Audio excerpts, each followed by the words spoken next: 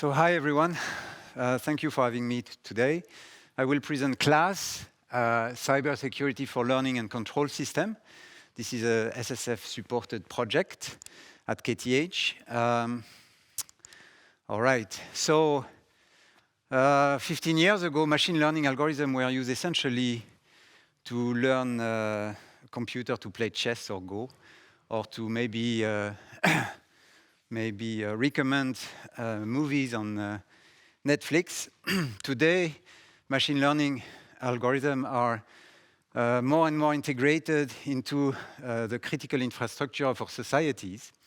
And maybe tomorrow, machine learning algorithm will pick the next Swedish government. So you understand that it's very important for us to assess whether these algorithms are vulnerable, if they are robust, and if we can ensure some kind of security around them.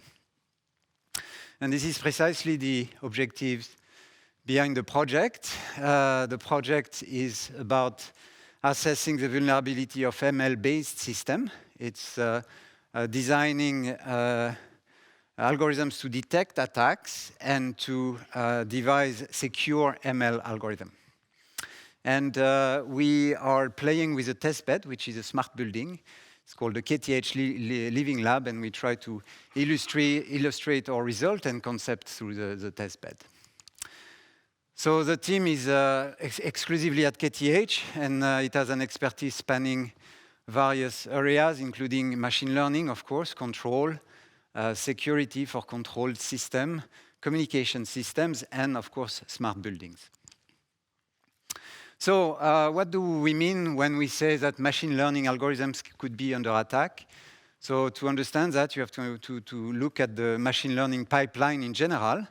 So at training time, the machine learning algorithm is essentially processing some data to output a model. And here, of course, you could slightly perturb the data so that in an adversarial manner, so that the model that is trained would be would exhibit as poor performance as possible.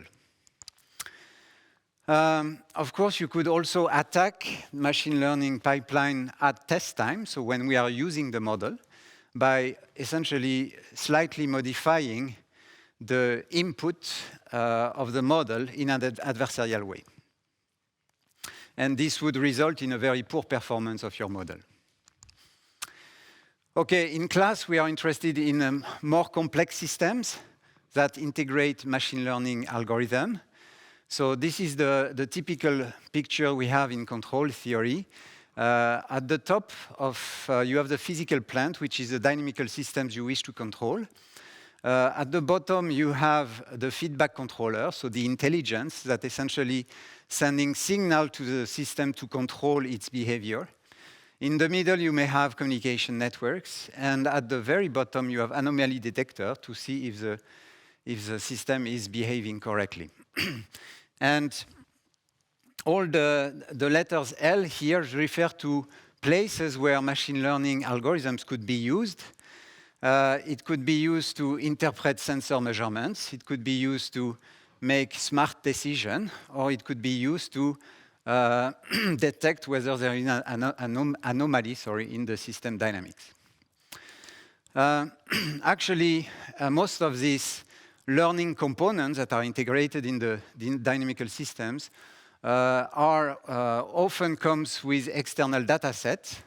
So essentially you train your learning component using data sets. And this is more opportunities to attack the system. So you can attack the system by modifying the data set on which the learning algorithms are trained, or you could directly, at test time, attack the behavior of the system by manipulating the sensor outputs, for example, or manipulating the actuator inputs.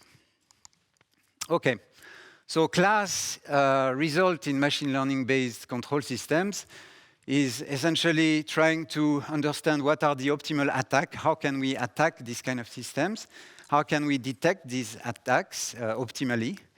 It's about analyzing the risk of attacks and also essentially illustrating this notion and result in KTH Living Lab. Okay, a few results so far. As I said, we have been able to quantify the threat and the potential impact they could have on machine learning-based systems. So we have designed actually optimal attacks, or worse from the system perspective attacks, and we have quantified their impact on reinforcement learning policies at test time, data-driven control policy, or actually an entire array of machine learning-based systems. We have also worked, of course, on securing this algorithm. First, considering supervised learning algorithm, but then looking at how to secure ML-aided control systems. We have also a preliminary result on how to essentially allocate resource to essentially detect or balance the resource we want to use to actually detect attacks. And on the KTH Living Lab, as I said, we have essentially illustrated all these results. The project is successful in terms of number of publications, as you can see. I give just briefly 2 examples of results. So this is the optimal attack and detection algorithm for when we attack reinforcement learning policies. So we have to consider the design of optimal attacks and optimal detection jointly, because of course you could have a very brutal attack of the system by completely perturbing the input to the system, but this would be detected immediately, so the interest of such attacks would be kind of minor. So you have to essentially trade the detectability of your attack to its impact. And this is why we managed to, this is what we managed to do. Essentially, we first design optimal detection algorithm, and we actually have a nice formula for the probability that the optimal detector is able to detect an attack. This probability is scaling exponentially with the function I. I is explicit and depends on the attack. And from the attacker perspective, we want that this high function, the information you give to the detector, is as small as possible, or as big as possible, sorry. So from the attack perspective, what you want is really to maximize your impact subject to detectability threshold. You want that the probability that the attack is detected to remain small. And this curve is illustrating this trade-off between the impact of the attack and its detectability. Okay. Maybe the second example is to illustrate the impact we can have on very simple control loops. And these control loops here is controlling the temperature in rooms in the Smart Living Lab, in KTH Living Lab. And we can essentially, by perturbing very small amount of data, we can essentially make the temperature oscillate as we wish. Just to illustrate the potential impact of our attacks. Okay, I will finish by a slide on design collaboration. I said that last time I came here.